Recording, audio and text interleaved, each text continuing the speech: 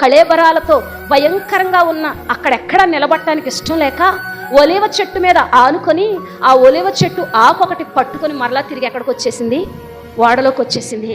కాకి ఆ కుళ్ళిపోయిన కళేబరాలు తింటూ వెలుపటే.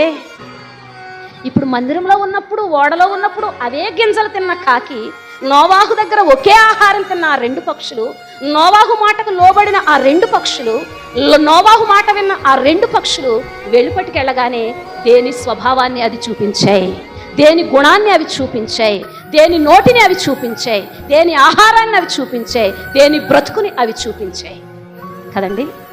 మీరు అంతేనా? పోనీ మనము అంతేనా? మన స్థితి అదేనా?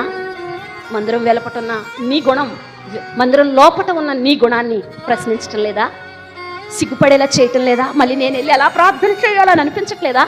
మరలా నేను వెళ్ళి ఎలా మోకరించాలి, మరలా నేను ఎలా ప్రభువా అని పిలవాలి, మరలా నేను ఎలా చేతులెత్తాలి, మరలా నేను ఎలా ఆరాధించాలి? ఇక కాకి లోపలికి వచ్చే అవకాశమే. మన స్థితి అలాంటిది. ఏం నేర్చుకుంటున్నామన్న దానికోసం ఈ ఒక్క మాట చెప్పాను.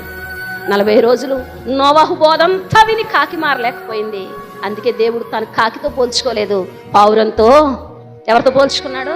పావురంతో పోల్చుకున్నాడు. నీకు ఆయనకి ఏమన్నా పోలుకుందా? నీకు ఆయనకి ఏమన్నా పోలుకుందా?